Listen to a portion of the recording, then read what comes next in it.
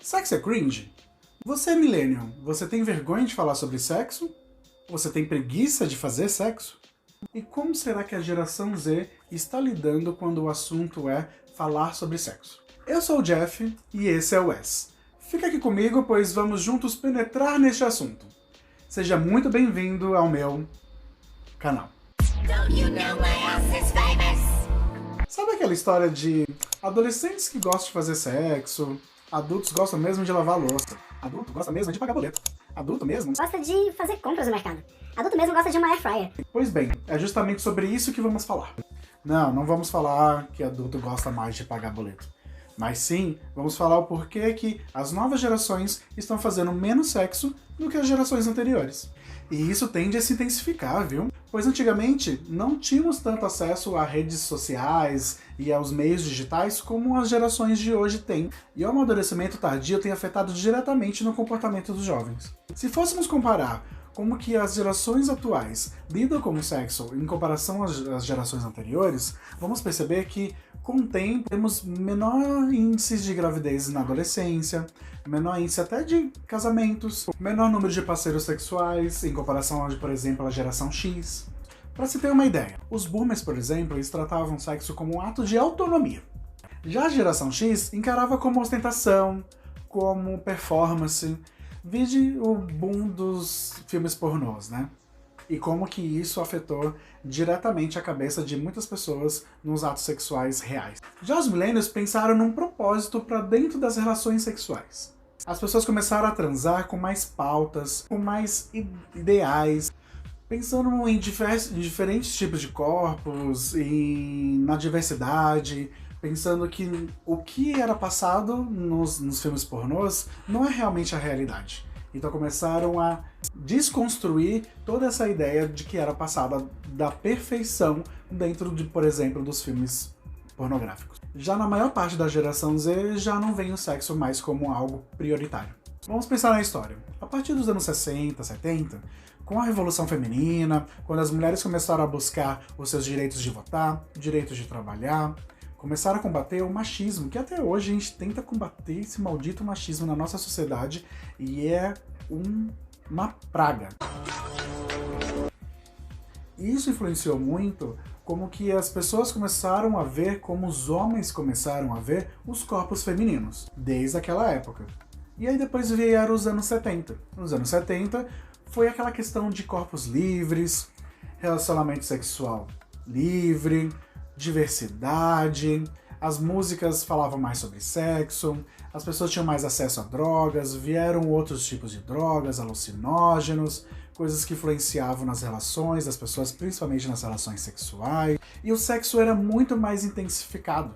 Já nos anos 80 surgiu a pandemia do HIV e da AIDS, e isso afetou bastante as questões morais das pessoas em relação ao sexo.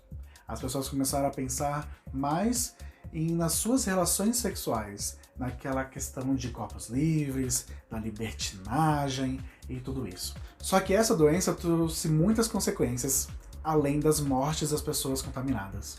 Afetou muito como as pessoas viam o sexo. Afetou muito, principalmente, como as pessoas viam a comunidade LGBT. Porque até então era dito que essa era uma doença exclusiva dos gays. Era a gripe gay. E isso influenciou não somente como as pessoas estavam se relacionando, mas principalmente com o preconceito contra a comunidade LGBT. Naquela época, as pessoas achavam que somente as pessoas gays, as pessoas LGBTs, que pegavam essa doença. Que pessoas héteros não se contaminavam. E após todos esses altos e baixos em relação ao sexo, ao conservadorismo, ao preconceito, à pandemia do HIV e da AIDS, isso trouxe uma grande exaustão sexual.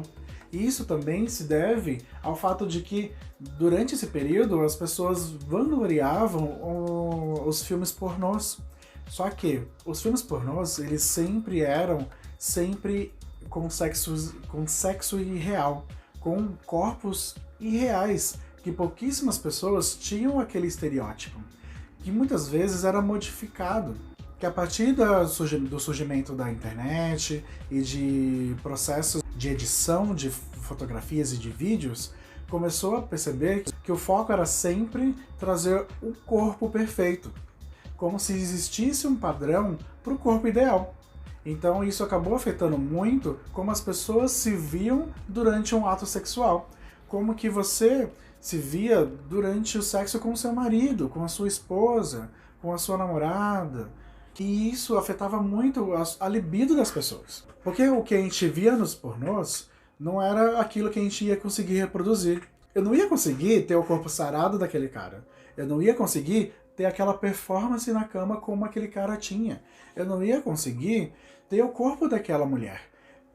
Essas coisas começaram a afetar muito como o comportamento das pessoas eram durante os atos sexuais. E as novas gerações começaram a perceber isso e, consequentemente, acabou levando a uma exaustão sexual, onde o sexo já não era mais prioridade. Porque, afinal, se eu não consigo chegar naquilo, por que eu preciso daquilo? Por que eu vou querer aquilo? Então eu vou priorizar outras coisas, e não mais o sexo. As novas gerações começaram a priorizar o mercado de trabalho. Começaram a priorizar o vestibular, a estudar aquilo que mais gosta, aquilo que mais se sente bem. Começaram a buscar mais viagens, começaram a buscar mais prazer individual. E isso começou a afetar muito como as pessoas estavam vendo as relações sexuais. E, inclusive, com mais acesso à internet, às redes sociais, a interação começou a ser menos física e mais digital. O que a gente via antes de fazer sexo virtual, hoje em dia é muito mais comum.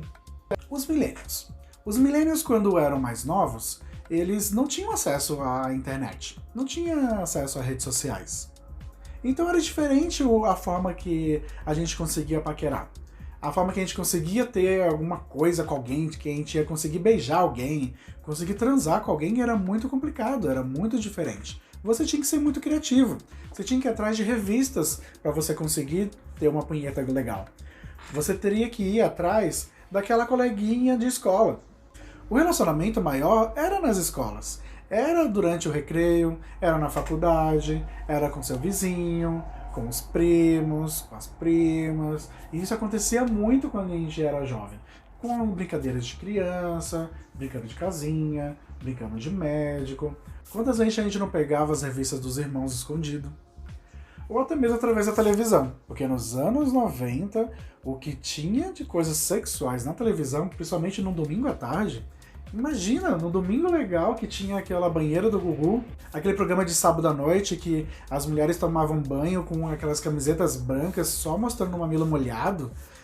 Eu, por exemplo, assistia Oz, que era uma série que falava sobre presidiários numa grande penitenciária. Aquilo era fantástico. Pra mim, que não tinha menor acesso a coisas sexuais e pornográficas, o máximo que eu conseguia era algumas revistas que meus irmãos tinham, mas eles não tinham muita coisa. Então, pra mim, o Oz que passava na TV aberta era ótimo, porque eu tinha acesso a homens, eu tava me descobrindo como gay, então aquilo era fantástico, principalmente porque tinha personagens que eram gays. Eram vários homens suados, fortes, todos se pegando e brigando, e tinha uma tensão sexual muito grande naquela série. Era batata, era assistir Oz, eu ia correndo pro banheiro. Fora que na TV a gente tinha acesso a muitas outras coisas que influenciavam, né? Nas novelas, em filmes, várias coisas mostravam coisas sexuais e não tinha as classificações etárias que a gente tem hoje, né? Então qualquer um conseguia ver. Chegava depois da meia-noite, a TV mudava. Muitas TVs começavam a mostrar conteúdo pornográfico, conteúdo erótico, e tudo isso era o que a gente tinha de acesso. Então, como é hoje que você consegue visualizar coisas no seu celular, você pode só simplesmente entrar no Tinder ou entrar até no Twitter. Inclusive, se você nunca viu pornografia no Twitter, você está usando o Twitter errado. Era muito diferente do que era antigamente, porque a gente não tinha acesso a essas coisas. A gente tinha que ir atrás, ou no máximo usar a criatividade a partir das coisas que a gente via na TV aberta, ou em revistas. Algo que era muito diferente antigamente do que é hoje. Antigamente, os pais obrigavam os filhos a trabalharem. O que aconteceu dos nossos pais trabalharem desde criança, na nossa época, a gente já desde adolescente, a gente também começava a trabalhar, porque os nossos pais ensinavam isso, ensinavam que a gente tinha que ter a nossa independência. A A gente tinha que ter o nosso dinheiro, ter o nosso espaço. Então os jovens das gerações anteriores saíam de casa mais cedo, amadureciam mais cedo, construíam uma família mais cedo. Diferente das novas gerações. A geração atual, os jovens estão amadurecendo mais tarde. Os pais estão segurando os filhos muito mais tempo perto de si, pagando suas contas e tornando essa independência um pouco mais tardia. Com isso, os jovens não estão buscando tanto a independência de ir atrás de um namorado, de um companheiro, de um parceiro, para poder levar para dentro de casa, justamente por questão de respeito. Claro que isso é uma questão bem singular, né? Não dá para generalizar que todo mundo faz isso e que todos os jovens hoje em dia não estão fazendo sexo. Mesmo porque a gente vê muito bem nas músicas pop, no funk e rap, no hip hop. Se você vê uma letra da Cardi B, se você vê uma letra da Luísa Sonza ou da Anitta, a gente vai ver que as pessoas ainda, com certeza, fazem muito sexo. Mas o que a gente está tentando fazer aqui é comparar com o que era antes e com o que é agora. Porque nem sempre todo mundo consome isso. E nem sempre todo mundo que consome isso realmente faz. Ou faz tanto quanto fala nas músicas, né? Ou quanto divulga nas redes sociais, por exemplo. Vai me dizer que você não tem muito mais matches do que pessoas que você conhece. Vai me dizer que você já não tem 300 boys que você já deu match lá no Tinder, sendo que desses 300 você só conheceu 5. Tenho certeza que é assim, porque comigo era desse jeito. E como todo adolescente, como todo jovem, sempre tem aquela questão de ter aquela vergonha alheia do que as gerações anteriores faziam. E o que está acontecendo agora é que a geração Z fica zoando com a cara dos millennials. Falando que o que a gente faz é cringe, que pagar boleto é cringe, e toda essa história que a gente está cansado de ouvir. Eu mesmo não aguento mais essa palavra cringe. Eu nunca usei e eu acho que nem nunca vou usar. Só tô usando para fazer esse vídeo. E entre essas coisas cringes que a geração Z fala, vem o chupão no pescoço. Não sei se você já aconteceu com você, mas tenho certeza que você conhece alguém que já levou uma chupada daquelas que deixam um roxo no pescoço. Lambidas na orelha, que confesso que é uma coisa bem estranha. Não dá muito tesão mesmo não. E até o 69. E isso já fiquei um pouco espantado. Porque, nossa, o 69, pelo menos, para um casal gay e para um casal hétero, é bem interessante. Mas eu acho que para as lésbicas também é interessante. Bom, não sei. Vou começar a perguntar isso para elas. Claro, vai depender do corpo, vai depender da sua performance na hora do sexo. Mas tudo bem, vai. Eu acho que não é todo mundo que vai gostar mesmo da mesma posição. A questão do chupão é bem interessante, porque afinal ele surgiu de uma forma do homem tentar demarcar a mulher dele, como se aquela mulher fosse propriedade dele. E aí a gente já vê que isso é bem problemático. Assim como a pornografia é algo que atrapalhou e ainda atrapalha muitas pessoas na hora do sexo, na hora de ter um relacionamento real, o fácil acesso às redes sociais, o excesso a estímulos digitais, acaba atrapalhando muito a libido dos jovens hoje em dia na hora de realmente efetuar o sexo real. Porque às vezes as pessoas pensam que aquilo que você está vendo é o que você precisa transmitir, é aquilo que você precisa performar. Só que não é dessa forma. Cada corpo é de uma forma, cada relação é de um jeito. Não tem o porquê da gente querer imitar um rock stealer, porque eu não tenho um pau daquele tamanho. Não tem o porquê de eu querer buscar um corpo de uma garota pornô que trabalha com aquilo, já está acostumada com aquilo. Eu não consigo fazer a performance que aquele cara consegue fazer naquele vídeo. Porque o meu corpo é diferente do dele. Aquilo ali é maquiado, é trabalhado, é tudo filmado e tudo ensaiado. Não tem como a gente chegar desse nível. Então o que a gente tem que fazer? Buscar os nossos parâmetros. Onde o nosso corpo nos atende. Quais são os pontos do nosso corpo que fazem sentirmos prazer, que faz despertar a nossa libido. E onde o corpo da outra pessoa também desperta isso nela. Como que você pode estimular a libido daquela outra pessoa, como que aquela pessoa consegue sentir prazer, qual que é o ponto G daquela pessoa, onde faz aquela pessoa pegar fogo. Isso que a gente tem que prestar mais atenção. Prestar atenção nesses detalhes, onde o nosso e o corpo da outra pessoa consegue ter mais estímulos. Antigamente, os millennials achavam a masturbação algo irrelevante, algo como se fosse um sexo piorado. Só que isso hoje em dia já não é mais assim, Porque eles viram, assim como a geração Z, que a masturbação é algo muito importante. É algo que te dá prazer, é uma forma de você buscar ou explorar como que é seu corpo, onde você sente mais prazer, onde desperta mais a sua libido, e assim também mostrar para outra pessoa onde você sente e você entender como que a outra pessoa também sente. A masturbação ajuda muito nas relações sexuais, porque você se entende e entende o outro. Mas uma coisa é fato. Apesar de todos esses assuntos, de toda essa história do sexo, como que as gerações anteriores lidavam com o sexo, como as gerações atuais lidam com o sexo, pensando, claro, generalizando, tá? Porque cada pessoa pensa de uma forma, age de uma forma, tem a sua cultura, tem a sua vivência e as suas experiências. Mas pensando num contexto geral, a geração Z, por exemplo, eles não abandonaram o sexo. Não quer dizer que eles não estão mais fazendo sexo. Apenas ressignificaram. Ressignificaram o que é transar. O que é ter um relacionamento sexual com outra pessoa, ou às vezes individual. Mas sabe algo que vai me dar muito prazer? Saber que você curtiu esse vídeo, que você segue o nosso canal, que você ativou o sininho para poder receber os próximos vídeos. Nós vamos fazer vídeos sobre diversos assuntos, todos relacionados à arte, a sexo, a erotismo e, claro, vários surtos sociais. E lembre-se de seguir a gente nas redes sociais. Temos Instagram e TikTok. Todos sempre @arte, sexo e surtos. E você? Você é um millennial que tem preguiça de fazer sexo? Você é um zennial que acha o sexo cringe? Ou não, ou você é uma pessoa que gosta e não vive sem sexo?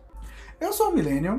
Eu gosto muito de fazer sexo, é algo que pra mim é essencial, e eu com certeza nunca vou achar um sexo cringe. Pra mim, quanto mais, melhor. Escreve aqui nos comentários o que você acha sobre esse assunto. Me diz aí se você acha o sexo muito sobreestimado, se você acha que as pessoas falam muito sobre isso e não precisa dar tanta prioridade pra isso. Me diz aí o que você acha, como é que é a sua rotina sexual, se você acha que as pessoas precisam transar mais, se acha que tem que transar mesmo. Me diz aí, comenta aí o que você acha sobre isso e também me sugere mais assuntos, mais temas. Às vezes você está com dúvida com alguma coisa, você quer saber mais sobre alguma outra coisa, me diz aí que eu posso gravar um vídeo falando sobre aquilo que você quer. Ficamos por aqui e até o próximo vídeo. Até mais!